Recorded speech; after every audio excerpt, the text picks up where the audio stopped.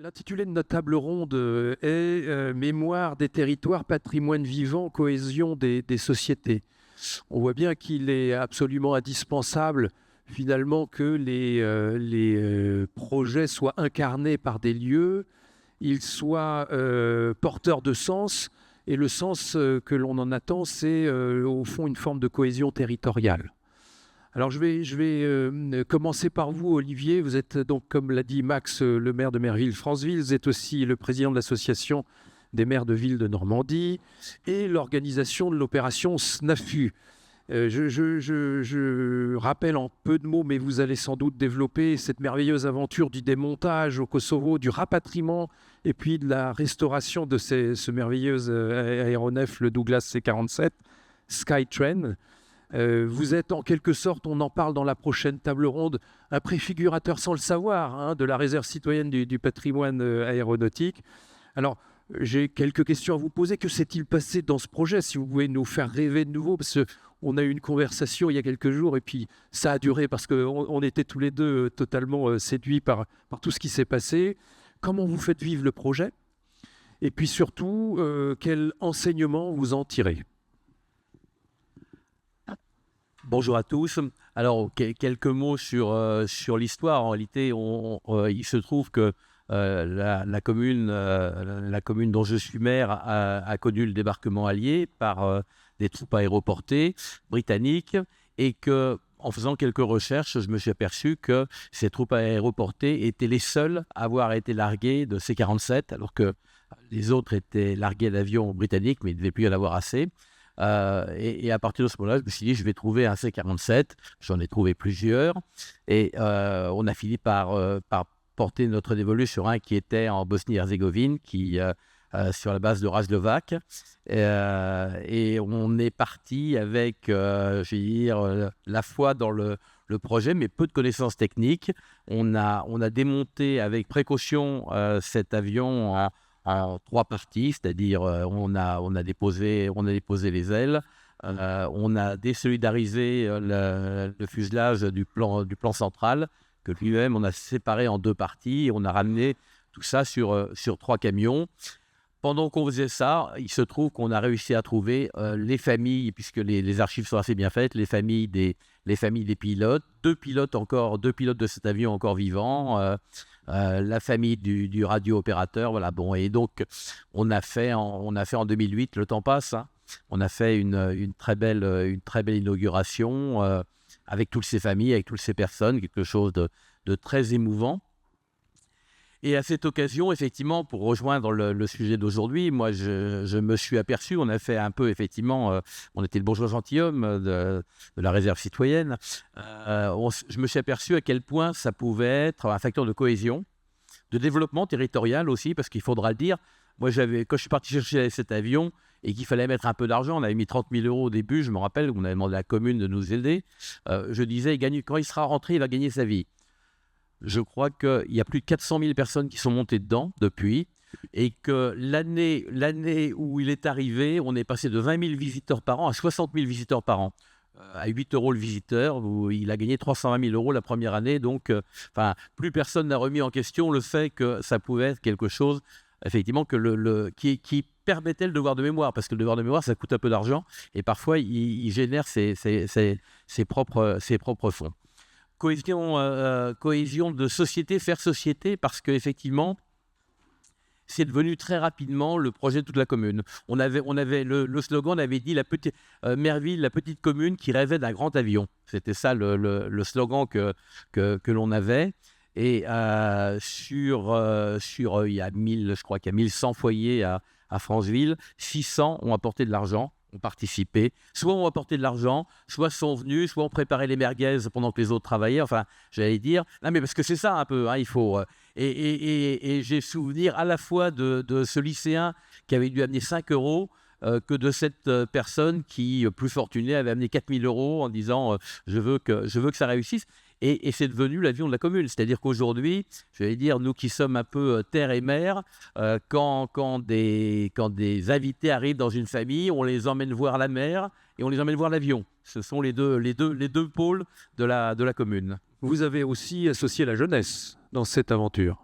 Alors, on avait la chance d'avoir à Caen une école des apprentis de l'industrie. Et il se trouve qu'un des professeurs habitait Merville-Franceville. Il me dit, je sais pas, ils sont un peu durs à remuer, c'est pas simple. Et je lui dis, écoute, je vais y aller. Et donc, j'arrive comme ça, hein, j'arrive en début d'après-midi. Ils venaient de sortir du self. Ils étaient un peu affalés dans leur siège. Et je leur raconte l'histoire et je leur dis, voilà, nous, on a retrouvé les pilotes. Ils ont 89 et 90 ans. Donc, il faut absolument que ça soit l'an prochain. Nous, on a fait ce qu'on savait faire, c'est-à-dire on a réussi à la ramener. Par contre, aujourd'hui, il y a beaucoup de blessures, beaucoup de trous à boucher, des rustines à faire dans le fuselage. Ça, on ne sait pas faire. Mais j'ai dit, est-ce que parmi vous, il y en a que ça intéresse? Est-ce qu'il y en a parmi vous qui souhaiteraient rentrer dans la légende de cet avion? Et j'ai 40 gamins qui ont levé la main et qui voulaient tous venir. Et quelque chose d'assez touchant, parce qu'il y a toujours des suites dans cette affaire, c'est que cet été, on a vu un de ces jeunes qui est revenu, avec lequel j'ai pu parler, et qui m'a dit, bah, vous voyez, ça a changé ma vie. Je suis rentré dans l'armée, je travaille sur un porte-avions. Et c'est véritablement, personne n'est parfait, c'est véritablement cette aventure, parce qu'on les a associés jusqu'au bout. Enfin, ils étaient là le jour de l'inauguration et ils ont parlé avec les pilotes. Voilà. Et donc, il y a plein d'histoires comme ça autour de cet avion. On a beaucoup de militaires qui étaient en OPEX en Bosnie-Herzégovine entre 90 et 2000 qui reviennent. On en a eu un encore cet été qui est venu et sa femme nous a dit qu'il va en avoir pour 3 jours à s'en remettre. Il était complètement sidéré de retrouver l'avion. Alors, c'est ça, finalement, dans un avion, je me rends compte aujourd'hui, il y a du charnel, il y a beaucoup de force qui émanent. On pense à tous ceux qui l'ont construit, tous ceux qui l'ont imaginé. Puis, enfin, on ne peut pas rentrer dans cet avion, s'asseoir dans les sièges du pilote, parce que je le dis quand même, c'est aujourd'hui le seul C-47 au monde qui est exactement, dans tous les détails, tel qu'il était le matin du 6 juin, avec les parapacks, avec tous les systèmes qui existaient, parce que l'aventure, elle a continué. C'est-à-dire qu'on l'a ramené en 2007, mais depuis 2007 et encore jeudi dernier, tous les jeudis, il y a une équipe de forcenés, les Snafous Furieux, qui viennent, qui passent les nuits sur eBay, qui trouvent un truc. Alors, l'autre jour, on avait les antennes Rebecca à changer. On commande des antennes Rebecca sur eBay. Elles arrivent dans le papier sulfurisé de l'époque. Véritablement, la boîte, c'est la boîte d'époque. Voilà. Donc, c'est quelque chose qui rend la ville fière. Et moi, je crois que les citoyens, aujourd'hui, des fois, ils ont besoin d'être fiers de leur collectivité. Un facteur de cohésion sociale, toutes les générations, hein. On a tous travaillé. Ceux qui avaient de l'argent, ils ont apporté de l'argent. Ceux qui avaient du temps, ils ont apporté de l'énergie. Ils ont frotté le fuselage. Et c'est l'avion de la commune, c'est notre avion. Je peux vous dire qu'il ne faudrait pas que quelqu'un émette l'idée qu'on puisse l'emmener ailleurs. Merci beaucoup Olivier pour ce témoignage. Edouard Oakright, je me tourne vers vous. Vous êtes directeur général exécutif du groupe Aéroports de Paris. On a eu une conversation ensemble qui partait du témoignage d'Olivier Paz sur le SNAFU. Et est-ce qu'au fond, cette aventure peut être transposée dans l'actualité et dans la réalité de l'aéroport de Paris, aéroport de Paris du groupe que vous dirigez? Bien, bonjour à tous. Un aéroport, il est ni hors sol ni hors temps. Et je pense que c'est ça qui va nous relier à l'aventure formidable que vous venez de nous raconter, monsieur. Un aéroport, il n'est pas hors sol. Alors, ça a l'air une évidence de le dire comme ça. Ça ne l'est pas totalement. Et je vais vous donner 2 exemples. Le premier, c'est que la moitié de nos salariés habitent à moins de 20 km. Et ça, c'est un enjeu majeur à préserver. Et le deuxième exemple, c'est que chez Aéroports de Paris, nous ne sommes pas des concessionnaires. Donc, lorsque nous sommes dans un territoire, nous vivons avec ce territoire, nous travaillons avec ce territoire, nous façonnons également, nous contribuons à façonner la vie de ce territoire. Mais ça, c'est très nombriliste de le dire comme ça. Et depuis peu, nous essayons de faire en sorte que le territoire façonne notre vie. Je te donne 2 exemples. Pardon, dans cette salle, mais l'avenir de l'aéroport, c'est le train. Donc, c'est la gare. Et la gare, par définition, elle ne s'adresse pas qu'aux passagers ou aux salariés, mais elle va s'adresser d'abord à ceux qui vivent à côté d'un aéroport. Deuxième exemple, l'avenir d'un aéroport, c'est des hubs multi-énergétiques dont la plupart des enjeux énergétiques ne vont pas être liés à l'aéronautique, mais vont être liés au fonctionnement de l'aéroport dans son écosystème territorial. Donc je m'éloigne un tout petit peu du sujet, mais juste pour dire qu'un aéroport n'est pas hors sol et il n'est pas hors du temps, au sens où il y a une fierté, il y a une histoire et il y a une projection. La semaine dernière, j'étais avec le président du conseil départemental de Seine-et-Marne, avec les élus du sud de la Seine-et-Marne, dans un aéroport que beaucoup d'entre vous connaissez, qui est l'aéroport de Melun-Villaroche. Quand on voit l'histoire de Melun-Villaroche, ou plutôt, quand on voit l'engagement des élus pour soutenir Melun-Villaroche, cet engagement, il trouve sa source dans l'histoire de Melun-Villaroche. Et donc, si on tire le propos pour, je pense, nous qui aimons tous l'aéronautique dans cette salle, un aérodrome, un patrimoine aéronautique qui est dans un aérodrome, c'est un bien non reproductible. C'est quelque chose qu'on ne rouvrira jamais. On ferme un aérodrome, on n'en rouvre pas, à part Albret dans la Somme. Donc, on a une responsabilité pour ceux d'entre nous qui travaillons dans cette industrie, qui est de préserver ce qui existe, aussi parce que ça servira à quelque chose que nous ne connaissons pas. Je ne sais pas quels seront les usages de l'aviation demain. Je ne sais pas quels seront les usages de l'aviation dans une région comme l'Île-de-France. Je sais que les 10 ou 12 ou 15 ou 20 aérodromes d'aviation générale de l'Île-de-France, on n'a qu'un seul objectif, c'est les préserver. Et pour les préserver, si je ne peux pas dire à quoi ils vont servir, déjà je peux me raccrocher à l'histoire qui les a amenés jusque-là. Je peux essayer de faire nourrir une fierté, je peux essayer de faire nourrir des savoir-faire, on peut essayer de densifier un écosystème de formation, etc., etc. Voilà, donc c'est de brosser de façon, un peu générale, on pourra peut-être revenir si on a le temps, la raison pour laquelle j'ai dit oui à Max lorsqu'il m'a proposé de venir devant vous. Merci. Oui, à Guillaume aussi. Merci Édouard. Je me tourne vers le général Sabéné. Julien Sabéné, vous êtes commandant en second du commandement territorial de l'armée de l'air et de l'espace. Bien sûr, je vais vous demander en quoi consiste cette nouvelle direction qui a été créée en 2023. Je voudrais quand même dire aussi que vous êtes à l'origine de toute la démarche RCPA. Vous avez, avec Max, été aussi préfigurateur de ce concept. Comment, au fond, le témoignage que Olivier Paz a apporté et celui d'Édouard sur la réalité territoriale résonne en vous qui avez donc cette responsabilité territoriale pour l'armée de l'air et de l'espace. Merci Guillaume, bonjour à toutes et à tous. Alors je crois qu'on va commencer par rendre à César ce qui lui appartient. Cette démarche, elle a été vraiment initiée par un groupe de passionnés. Moi je suis venu un peu après. C'est le groupe d'adhériens qui a permis de concrétiser une initiative extraordinaire qu'est la RCPA. On en dira deux mots tout à l'heure. Moi je voudrais rebondir sur ce qui vient d'être dit par Olivier Paz sur l'aventure humaine que le patrimoine peut représenter et ce que vous venez de dire, Monsieur Cright.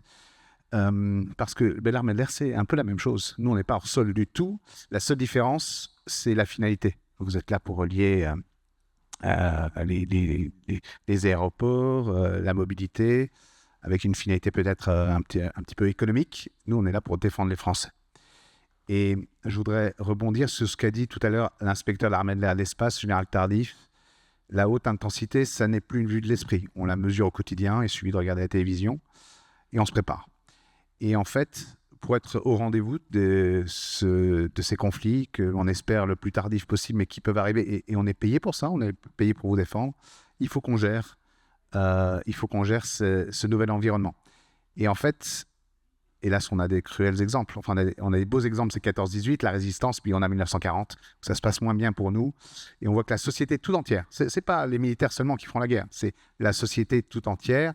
Et pour cela, il y a besoin de cohésion.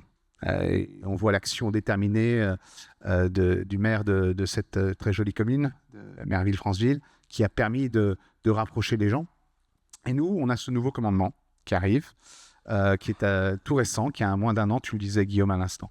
Alors, à quoi on sert? Pour les plus anciens d'entre vous, vous vous rappelez sans doute des régions aériennes, c'est l'échelon de synthèse qui commandait base aérienne. On l'appelait autrement, au lieu de dire Région aérienne France, ça faisait RAF, même si on est en très bon terme avec nos camarades britanniques. On a voulu se distinguer. Donc le commandement territorial de l'armée de l'air et de l'espace est dirigé par le général de corps aérien Stéphane Groen depuis la mi-septembre. Moi, j'ai l'honneur d'être son adjoint. Et notre idée, c'est d'accompagner les bases aériennes qui sont confrontées à des difficultés croissantes et démunies en termes de volume. L'armée de l'air, elle est passée de... Moi, je suis rentré en 90, on était 95 000. Aujourd'hui, on est 40 000. Et sur les 40 000, seuls 3/4 sont vraiment dans le domaine fonctionnel air. Donc, on est moins nombreux. Comme on est moins nombreux, il faut optimiser. Donc, il faut désiloter, donc décloisonner, si vous voulez. Il faut co-construire avec nos partenaires des territoires. Je salue la présence dans l'Assemblée de Mme Johanna Campinos, qui est notre conseillère territoriale, qui vient de nous rejoindre également, parce qu'en fait, on voit bien que si on travaille dans notre lieu d'or, ça ne marchera pas. Donc, il faut être ouvert sur autrui.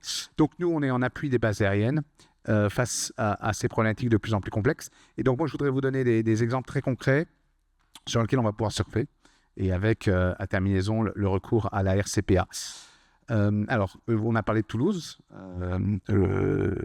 juste avant, qui est une des capitales de l'aéronautique en France, mais il y en a plusieurs. Il y a aussi Bordeaux. Donc, je voudrais saluer Bordeaux.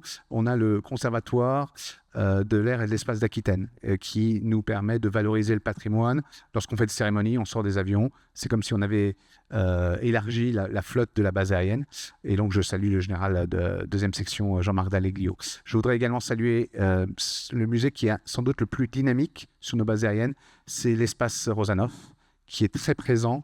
Et là, c'est Michel Le Bourris, qui a été un de mes anciens chefs, qui font des choses fantastiques. Si vous n'avez pas eu l'occasion d'y aller, allez voir ce qu'ils ont fait à l'occasion de... Donc, les forces aériennes stratégiques sont représentées ici. Ils ont une pointe avant tout le cockpit du Mirage 4 pour célébrer les 60 ans des forces aériennes stratégiques qui ont été célébrés récemment. Et tout ça, ce sont des bénévoles. Un troisième exemple, mais ils ont déjà été présentés, mais je voudrais encore les saluer, l'espace Air Passion d'Angers, qui ont permis de constituer une UAJ avec une optique un peu plus patrimoine aéronautique. Et sans François Blondeau ou Christian Ravel, eh bien, nous n'en serions pas là. Et un grand merci pour eux. Et je ne peux pas citer des gens sans citer aussi d'autres musées qui ne sont pas forcément sur les bases, mais qui nous appuient. Je pense à EALC, qui est l'espace aéro Lyon-Corba, Bernard Trible, dont l'ouragan avait été mis en valeur récemment pour célébrer les 70 ans de la chasse française de réaction aux Invalides. Voilà un petit peu tout ce qu'on peut faire. Et il nous semble que dans le cadre de quelque chose qui sera clairement défini par le CESA, parce que nous sommes en lien entre l'administration centrale et les bases, donc un acteur territorial, il y a des choses à faire avec la RCPA. Un document est annoncé pour le premier semestre 2024, 2025, excusez-moi, il va nous permettre d'orienter notre action. Et notre idée, elle est bien d'apporter notre niveau de subsidiarité et sans doute avec la RCPA de prendre toutes les bonnes volontés là où elles se trouvent pour surfer sur des dynamiques. Et je terminerai en saluant l'aéroclub de France, qui est quand même l'aéroclub sans doute le plus ancien au monde. Nous sommes assis sur une mine d'or en France et on ne l'exploite pas assez, c'est le patrimoine aéronautique. L'aéronautique, l'aviation est née en France en 1783. 1794, premier fait aérien avec Fleury, mais je ne peux pas vous faire l'histoire. Et tout ça, en fait, il ne tient qu'à nous, aux bonnes volontés de l'exploiter. Et nous, on espère, le CTAE jouera ce rôle en lien très étroit avec le CESA qui nous donnera le cadre dans lequel on pourra évoluer. Voilà. Merci beaucoup, mon général. On voit dans les différents témoignages qui sont donnés qu'il y a une création d'un vrai réseau territorial avec toutes les actions menées, touristiques, culturelles. Il y a une adresse à la jeunesse. Édouard, je voudrais me retourner vers vous pour vous demander comment le groupe Aéroport de Paris s'adresse justement à cette jeunesse. Quel est le travail de transmission que vous avez entrepris? Je vais essayer peut-être de me concentrer sur le lien avec le sujet d'aujourd'hui. C'est en fait, premièrement, il faut qu'on attire et qu'on continue à attirer des jeunes dans nos métiers. Alors, pour certains dans cette salle, c'est plus facile. Pour le nôtre, dans l'aéroportuaire, c'est extrêmement important. On apporte beaucoup de choses. On peut commencer à travailler sur un aéroport sans aucune qualification et y faire sa carrière. On peut y faire de nombreux métiers. on peut cheminer, mais il faut d'abord avoir envie de nous rejoindre. Et dans les leviers d'envie, il y a toutes les actions qu'on fait avec d'abord les stages de 3e. Tout élève de 3e sur un collège à proximité de l'aéroport peut trouver son stage de 3e sur l'aéroport. Donc on a unifié les employeurs de la plateforme, on a mis un réseau des principaux de collèges, on a demandé aux collectivités et donc on a fait une opération d'une simplicité biblique qui est, on banalise des semaines. Sur cette semaine-là, tous ceux qui veulent faire leur stage sur l'aéroport le font et les collectivités font le transport scolaire jusqu'à l'aéroport. On n'appelle pas ça transport scolaire, donc il faut qu'on trouve un contour pour que les collectivités aient le droit de financer ce transport qui n'est pas du transport scolaire. Voilà, donc ça peut être un premier exemple. L'avantage des 3e, c'est que comme pour une initiative qu'avait lancée Franck Mered, l'ancien patron d'Orly, qui est dans cette salle et qui est aujourd'hui le numéro 2 de notre groupe en Turquie, c'était d'attaquer les clubs de foot et de sport sur la fonction collège. Parce que collège, vous touchez 3 générations. Vous touchez l'enfant, les parents, les grands-parents. Et en plus, s'agissant des maillots de foot, si Franck, tu me permets de rappeler cette truc, vous avez en plus les gens qui lavent les maillots de foot, donc en fait, ils voient l'aéroport. Donc, je referme la parenthèse. Non, premier lien, c'est en fait le collège. Et attraper, et le patrimoine aéronautique est un élément qui fait rêver de ce point de vue-là. Parce que vous montrez des lieux, vous montrez des avions, vous montrez des bâtiments, vous pouvez, voilà, vous parlez, c'est très parlant, c'est très signifiant, et vous pouvez vous projeter dans des métiers. Là, moi, j'emmène 50 jeunes visiter Roissy samedi prochain, ils sont tous en 4e. J'avais déjà fait ça il y a 10 ans avec un de mes enfants. On avait éveillé des vocations, il y en a plusieurs qui sont aujourd'hui dans les écoles qui forment les pilotes. Donc voilà, ça c'est un exemple parmi tant d'autres. Je vais à l'autre bout du spectre. L'entretien du patrimoine aéronautique, comme j'ai dit tout à l'heure, entretient un réseau d'élus qui aiment l'aéronautique et qui du coup viennent nous aider lorsqu'il faut choisir et développer des formations. Et de ce point de vue-là, l'existence autour de Meaux du lycée Guilmer et de toutes les formations qui y sont associées n'est pas sans lien avec la présence de l'aéroport de Meaux et du meeting aérien qui s'y tient, et du réseau d'élus de Seine-et-Marne que j'évoquais tout à l'heure. Voilà. Je ne vais pas développer, mais c'est 2 exemples qui ont en commun la fierté et le lien avec le fait que l'existence de ce patrimoine nourrit cet attrait pour nos métiers. Merci Édouard, et je vais rebondir sur l'évocation des élus locaux en me tournant vers Olivier Paz. On voit bien que les acteurs politiques, les élus de proximité ont un rôle absolument majeur à jouer. Est-ce que vous pouvez nous décrire un petit peu la progression entre le début de l'aventure où c'était une action très, très centrée sur Merville-Franceville et aujourd'hui le rayonnement que vous assurez grâce au lien avec les autres élus de Normandie? Alors, je vais commencer par une petite boutade. Quand on était à Razlovac, la télévision bosniaque m'avait interviewé, m'avait dit « Est-ce que c'est compliqué de démonter un C-47 ?» Je leur avais répondu quand on démonte le 4e, non, mais pour nous, c'est le premier.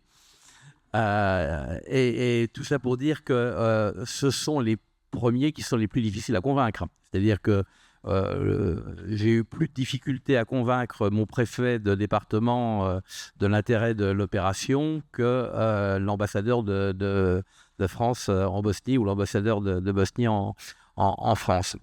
Moi, ce que je retiens de cette aventure, c'est que quand la cause est belle, quand chacun n'est qu'un maillon, à partir d'un certain moment, quand on a franchi 2, 3, 4 obstacles et qu'on le raconte, plus personne ne va être le maillon faible. C'est-à-dire que moi, j'ai véritablement vu des gens dans l'administration, souvent on décrit l'administration, surtout quand on est élu local, mais j'ai vu des gens dans l'administration qui prenaient des décisions qui dépassaient complètement ce qu'ils auraient dû faire, parce qu'à un moment donné, ils disaient on ne peut pas laisser tomber, ça ne peut pas s'arrêter là. Enfin, je l'ai raconté dans le livre qu'on a écrit. Quand à l'entrée en Croatie, sur un pont dont j'ai oublié le nom, on ne voulait pas nous laisser passer parce que l'avion était kaki, parce que c'était une arme et que le passage des armes en sortie de Bosnie ne pouvait passer que par un poste frontière. L'ambassadrice de France en Bosnie m'a dit « S'il n'est pas passé ce week-end, lundi vous venez, on se mettra avec ma Mercedes devant l'avion et on verra bien s'ils vont nous tirer dessus quand on va passer. Bon, voilà. Non, mais je veux dire par là, de temps en temps, effectivement, quand la cause le mérite, on trouve toujours des bonnes volontés et plus personne ne veut être le maillon faible. Aujourd'hui, cet avion, il est vraiment reconnu, c'est-à-dire que l'Office départemental du tourisme en parle tous les jours. Chacun mesure bien le point d'intérêt qu'il représente. Et j'allais dire, c'est un point d'intérêt de multiples entrées, comme je le disais. Il y a les gens qui sont passionnés par la Seconde Guerre mondiale. Il y a les gens qui sont passionnés par l'aviation. Et le C-47, on parlait tout à l'heure du Concorde, mais le C-47, c'est également une période charnière dans l'aviation. Hein. On y trouve à la fois l'Astrodome, comme du temps de Magellan sur les Caravelles, et puis les premières sondes de Pitot. Voilà. Donc, il y a un peu de... On voit que c'est un passage. On a, comme je vous le disais, les soldats qui ont été en OPEX, et ils ont été très nombreux, et il paraît que la Bosnie, c'était pas très drôle, et que le C-47, qui était à l'époque le Dakota Club, où on pouvait boire un coup en toute détente, reste un souvenir plutôt émouvant. Donc voilà, aujourd'hui, et puis il faut quand même le signaler, grâce à Max Armanet, il est classé monument historique. Donc voilà, tout de suite, ça lui donne encore, j'allais dire, un poids supplémentaire. Et ce qui fait que je pense aujourd'hui pouvoir dire que c'est le C-47 le mieux entretenu de la planète. On vient de consacrer 150 000 € pour le remettre à nu, refaire toutes les couches de protection, démonter les planchers, vérifier qu'il n'y a pas de corrosion. Enfin, on le surveille comme le lait sur le feu. Et chacun mesure bien aujourd'hui tout l'intérêt qu'il y a d'avoir préservé un avion comme celui-là. Merci beaucoup, Olivier. Mon général, encore une question. Vous voyez que l'action politique des collectivités territoriales, des élus locaux de proximité est un levier absolument important. Comment vous l'intégrez, vous, dans la politique qui va être ou qui est la vôtre depuis la création de ce commandement? Alors, merci Guillaume de cette question. Je ne me permettrai pas, nous sommes un intermédiaire, un relais entre l'administration centrale qui est représentée, vous l'avez vu, par l'inspecteur. Nous avons le directeur du CESA, donc, qui est à Paris, qui donne le cap stratégique. Il va y avoir donc une politique patrimoniale pour l'armée de l'air et de l'espace. Et donc, nous serons à leur écoute et nous serons plutôt dans la mise en œuvre. Mais comme je vous le disais tout à l'heure, nous avons la chance d'avoir désormais une conseillère qui vient du monde territorial pour faciliter en fait le contact. On le voit, c'est une aventure humaine d'abord. C'est pas des réglementations, il y en a beaucoup de réglementations et on doit bien sûr les respecter, mais d'abord, ce qui fait la différence, pourquoi ça n'aurait pas dû se faire, Olivier, il a traversé 1000 obstacles et il a réussi, parce que c'est la volonté. Et ça, c'est un peu le particularisme de cette assemblée, et je suis très heureux d'être devant vous aujourd'hui, parce que la plupart d'entre vous, nous sommes des passionnés. Et c'est ce qui fait qu'on arrive à ouvrir ces portes qui sinon seraient fermées. La convention qui a été signée, on le sait, ça a été compliqué, mais tout le monde s'est accroché et elle a été signée. Et le point que je voudrais faire, c'est on va y arriver, on va trouver dans chaque administration, il y a des gens, et merci parce qu'ils sont là, qui sont pleins de bonne volonté, qui vont nous accompagner, mais la finalité, elle est où? Nous sommes des transmetteurs. Max Armanet l'a bien dit tout à l'heure, nous devons transmettre. C'est une de nos raisons d'être. On est là pour vous défendre, mais moi, j'ai tout appris de mes anciens et je dois passer à ceux qui viennent derrière. Et aujourd'hui, on est dans un monde qui est un peu compliqué. C'est la permacrise, crise de santé, crise développement durable, etc. Et nos jeunes, malheureusement, sont confrontés à cela et sont un peu démunis. Et il faut les accompagner. Et leur remettre des étoiles dans les yeux, je pense qu'on peut le faire. Parce qu'on a une très belle histoire, parce qu'on a une industrie qui est incroyable. On a une armée de l'air, je pense, qui peut être fière de ce qu'elle fait, même si elle se remet en question au quotidien.